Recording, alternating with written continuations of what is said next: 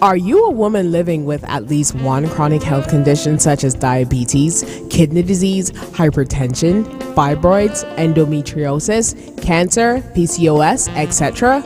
Looking to advance your career or start your own business, but finding it challenging to balance your health condition and your aspirations? The Empower Her project is looking for you. Empower Her is a workshop series aimed at improving the lives of women living with chronic health conditions. The series will address topics such as chronic disease, self-management, and self-advocacy in the workplace, skills needed for job promotion, internet skills, financial well-being, small business planning, freelance and entrepreneurship, as well as an introduction to Microsoft Word, PowerPoint, and Excel. Empower Her is brought to you by Lake Health and Wellbeing and the Taiwanese government. This initiative is slated to begin in early 2023. For more information and to register, visit us at www.lakehealthandwellbeing or call 765-8702. And you can also follow us on Instagram and Facebook.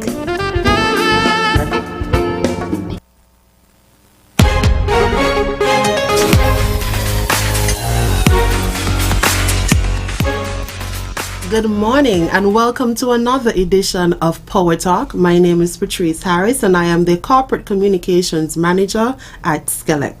PowerTalk is a radio program brought to you by the St. Kitts Electricity Company Limited, where we keep you updated on all of the latest happenings at our company. SKELEC is always pleased to engage in dialogue with our customers, as we believe that an informed public is able to help us and to make the best decisions possible. This morning, I'm joined with a very special guest, the Honorable Conris Maynard, who is the Minister with responsibility for SKELEC. This is Minister Maynard's first visit to PowerTalk, hopefully not his last, but I will allow him the opportunity to provide his opening remarks, introduce himself, say hello to the listening audience.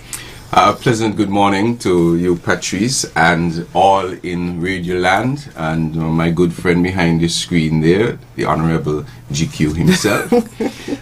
It is always a pleasure to be here, especially to share information and keep the public abreast as to what is happening within the different ministries.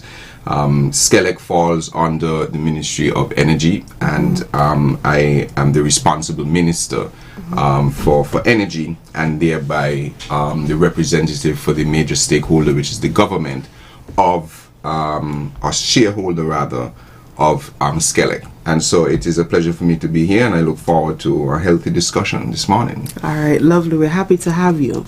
You inherited the ministry just a few months ago in August, and I know that SKELEC would have been experiencing several challenges, especially in 2022. I want you to give the public an opportunity to understand what are some of the challenges that SKELEC currently faces and which of these are the priority areas to be dealt with for 2023. Right, so there are a couple challenges that exist for SKELEC. Perhaps we could start with the capacity of the power plant to produce electricity for the country. At present, SKELEC has maybe close to 50 megawatt nameplate capacity, meaning when you look at all of the capacity of the generators that exist on the property, it adds up to about 48 point something megawatts. However, because of certain challenges over the year, lack of maintenance, because for various reasons, generators being out of service, not being there is no upgrade investment into new generators. The capacity is now down into the low 20s of SKELEC. So it means then that we're right, and with a demand in the country of about 27 megawatts peak, and during the low season now when the weather is cooler, maybe 23, 24, it means we're right on the border. So the generators that are at the power station are just enough to cover the present demand. What that means though is if one generator goes out, if you have one incident anywhere, it means you cannot provide power for the entire nation. That would then lead to, unfortunately, load shedding. We saw a similar situation happen just as we took office in September, where one such generator went out and we had to revert to load shedding. The government responded very quickly, giving SKELEC the permission or the authority to proceed in procuring what would be some temporary power generators, which are called standby generators. And so they were ordered very quickly, brought on board and added to the fleet. The challenge, though, those are only supposed to be for temporary power. But because of the lack of fixed capacity investment, meaning generators that are designed to run 24 hours a day, these would have had to play that role as well. And so we find ourselves in a situation, a very precarious situation, where we are overusing our generators, where we have not invested where we should have over the past couple of years, and so the government is intent to change that.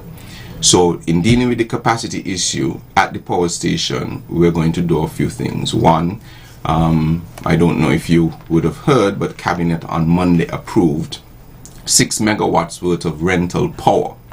That will give us the space to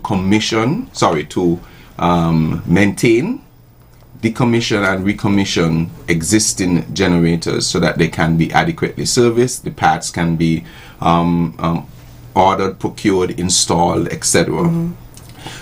Because if we are to take down any of the generators now, we would have to revert to load shedding. So the rental power allows for either a 6-month or 12-month period of power that is rented, so it will be brought in, it will be rented for a period of time to allow SKELEC to allow SKELEC the space to be able to do what they need to do, repair the generators that have been down since last year February, the one in September, others that need maintaining, etc. But another thing it gives us a little time for is the government is also committed to the procurement and the investment of new fixed capacity generators. SKELEC has long been requiring 2 9-megawatt generators that are fixed capacity, designed to run all the time. They are dual fuel, so they can use with both diesel and LNG, which is a cleaner and cheaper fuel. So the government is committed to doing that within this year, but that will take at least 12 to 16 months to come on board, because the generators have to be built, the housing that sets them up, that they sit in, has to be constructed, and so that is going to take 12 to 16 months. But the rental power in the meantime will give us this space to do all that we need to have to do before we get back to where we need to get back to. So that is on capacity. The other issue that SKELEC would face greatly is the cost of fuel. This is a very important point for the listeners to understand. Since we have come to government, we have, as a cabinet and as a government, authorized for the government to pay what is called the FVC charge. What does that mean in layman terms? Right now, the price of fuel has effectively almost doubled since SKELEC would have set the rates, their tariff rates, how much you pay for electricity. But when they did that, something was put in place called a fuel variation charge. Such that, okay, let's say it's $10 for your electricity. For one, let's say 1 megawatt of power costs $10, just for discussion's sake. And in that, the fuel cost is maybe $5, right? And $5 for operations and to pay your salary and, you know, all of those things.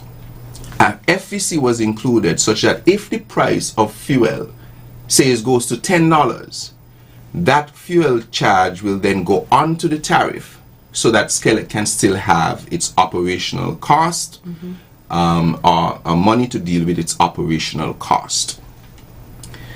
What has happened is that FVC has not been passed on to the consumer.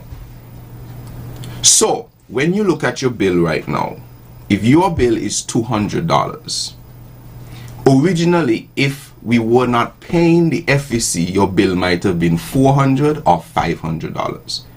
So if you check your bill right now, if you go and check your SKELEC bill right now, you will see what the FEC charge is and what you would have had to be paying if the government was not subsidizing it. Well, how much money is the government spending? It's roughly $9 million per month.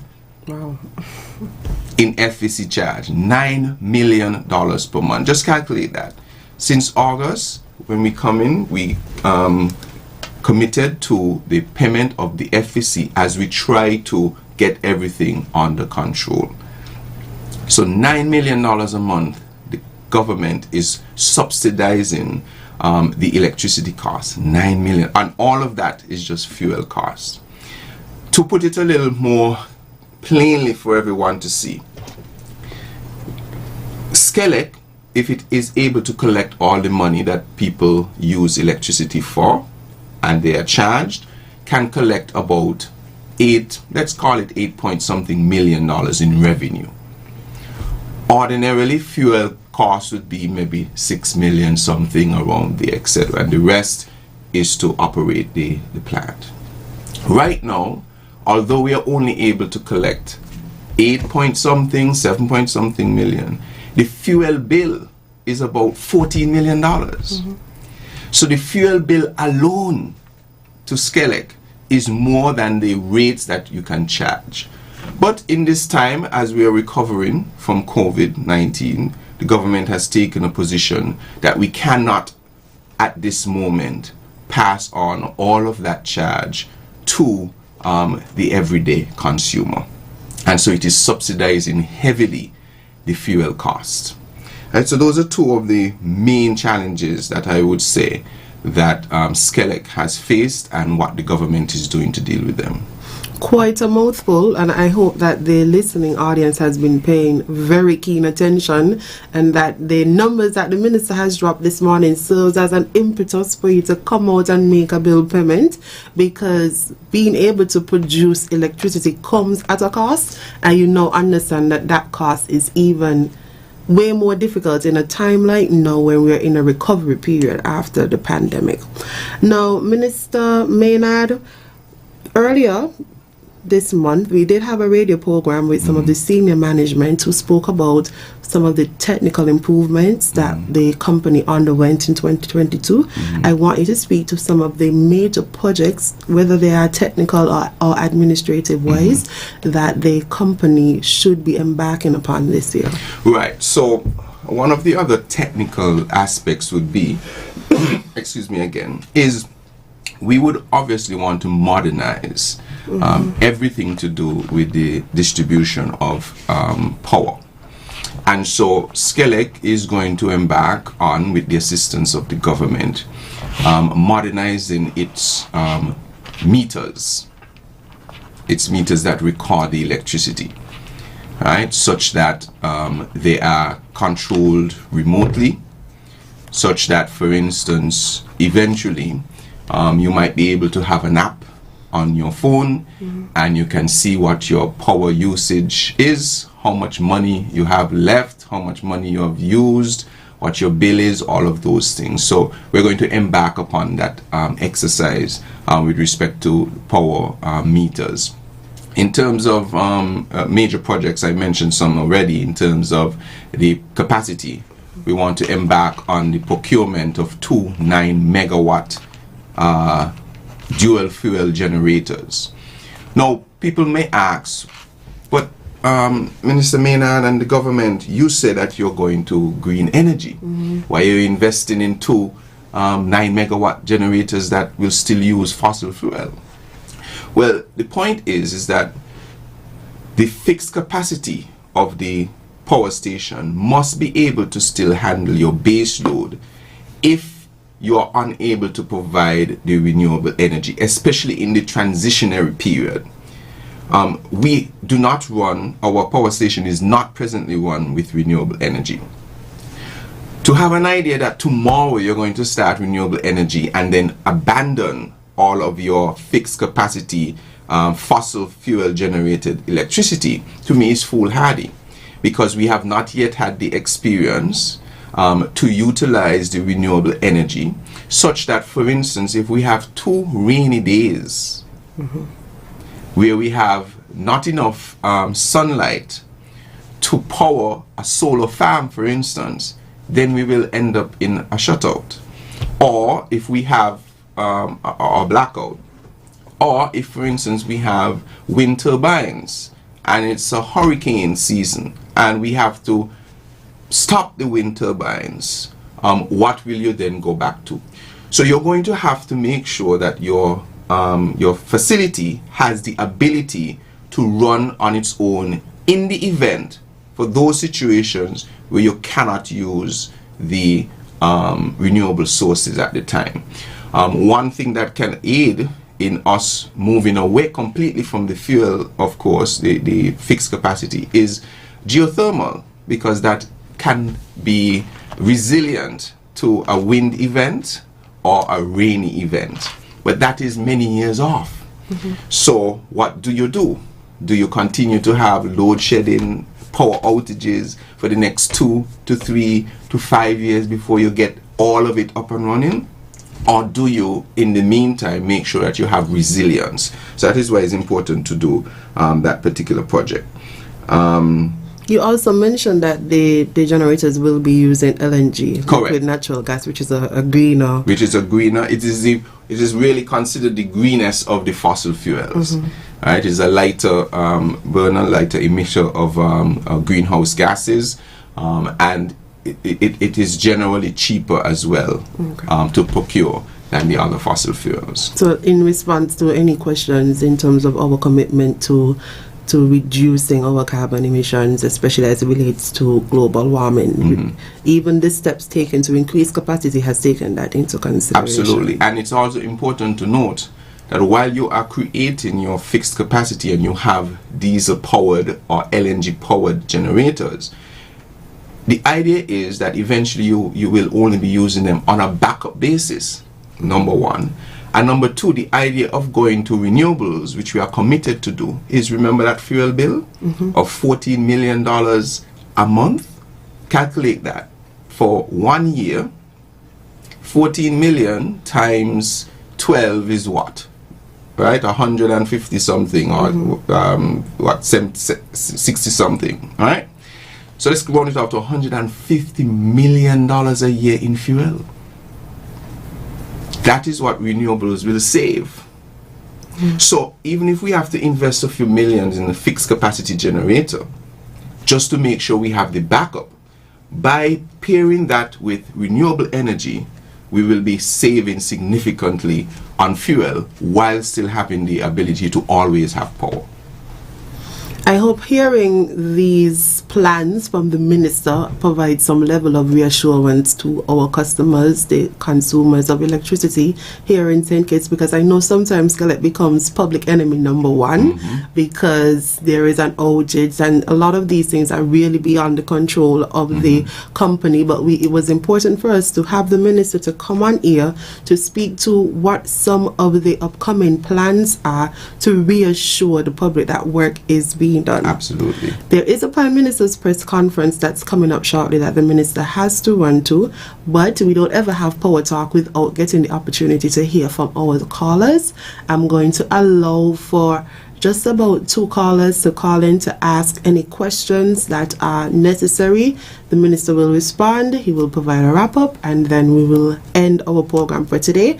And I'll be so audacious as to say that the minister will have to come back because there were several topics that we needed to touch on that we're not going to be able to do, but it is important for us to be able to hear from our callers. So, Jiki, do we have any callers as yet? Not at the moment, but the lines are now open. 465-2555, that's 2555. And for those of you in the United States and Canada area, 718-577-2916. Patrice, we have a first caller. All right. Good morning, caller. You're live. Good morning. How are you today? I'm doing well. And yourself? Very well, and thanks for asking. Good morning to Juku and the Minister, Mr. Maynard. Good morning to you. Good morning. Happy to hear your voice in the studio. However, this question refers to you, young lady, and the company that you represent, SKELEC. Okay. How frequently SKELEC linesman, based on the observation, looked at the street lights and see A needs to replace B, based on their perception that needed the light in certain areas. Why I ask that question? Because for months I've seen, and the government may have held on things that people will see based on the observation and talk about. For months I'm seeing on the last roundabout in Frigate Bay to turn to go up to the resort, light on that curve there have been blown or the lamp mashed up in some case because it's not shining, and it is very dark there. Very dark. People are trying to cross the street to go across to the garden, to go down the road to Shiggity Shack, etc., the strip. And they have to be very careful about it. And I'm talking about people who may be elderly but can manage being mobile to walk through there. It is a very dark area. I'm asking that you all to look at it and see what is best. How can it be at least corrected so that it's more safer for others to cross the street who may not be as mobile as I am. And thanks for listening. Have a good day. Goodbye. All right, thank you, caller, for making the complaint. I will definitely lodge it with the necessary manager. Our teams are expected to scout on a regular basis, and scouting increases as we start to prepare for hurricane season to see what issues there are with poles or any other of our infrastructure. But I will make that particular complaint to the relevant manager. Do we have another caller, JQ? All right, good morning, caller, you're live. Hello. Good morning. Good morning. Could you ask the minister how soon we begin those solar plants? I think we're supposed to get some solar plants to help with that power plant. How soon those things will be coming online, if they are going to? Thank you. Thank you, Minister.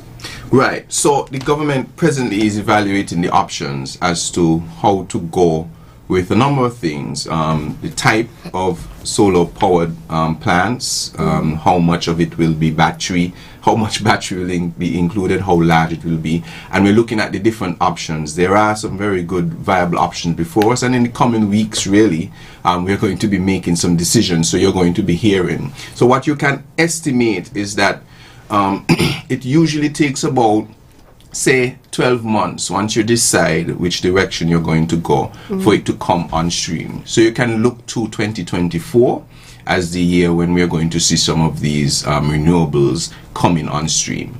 And in 2025 is when you would look forward to the geothermal coming on stream. One of the things we want to do, I didn't mention earlier, that's going to be critical for SKELEC, is making St. Kitts and Nevis one grid, where we will connect the grid of Nevis to the grid of St. Kitts, such that any renewable energy power or any type of power developed on either country can be shared with the other. Either island can be shared with the other island. All right. Do we have any other callers, Jackie, or a final caller? Good morning, caller. You're live. Oh, praise the Lord. Morning to you. I have to let you hear my voice. I just want to say. Yeah, Jackie, the call is very low. Oh, Hello? I have to say, I have to let you hear my voice. Lulu here? Hi, Lulu. Good morning. Yeah, morning to you all. Happy New Year to my number one working department for many years. Want to wish you all the best. Those who are driving every day and night, want to wish you all the best and God's safety and blessings and guidance and protection on all of you. Thank you. Have a good day. Thank you as well. Thank you. All right, Minister, we are going to allow you to wrap up now, and I would like for you to wrap up with creating what the ideal SKELEC would look like for you. If SKELEC were to have the right amount of investment and resources, what would that look like? Right. Well, SKELEC will be in an ideal world, SKELEC would be the utility in the Caribbean that oversees the first complete green transition of an entire country, because now they will move away from fossil fuel generated power, although they will have it there sitting down as backup, to now be managing an entire renewable energy fleet in collaboration with NEVLEC of Nevis. So that's number one. Number two, everything will be at the tip of your fingertips. In an app, online, etc. You can do everything there. You can decide As I mentioned, you have automatic meters, so you can pay your bill, whether ahead of time or after, if you're a postpaid or a prepaid customer. You can see where your balance is, and so on. Maybe even you can send credit to somebody, right? An ideal SKELEC is where you never see, obviously, a power outage, or if there is one, there's a limited time that it happens. An ideal SKELEC is one where individuals in the community are contributing to the grid, and perhaps can get credit for the energy that they put into the grid. And these are not far-fetched, Patrice.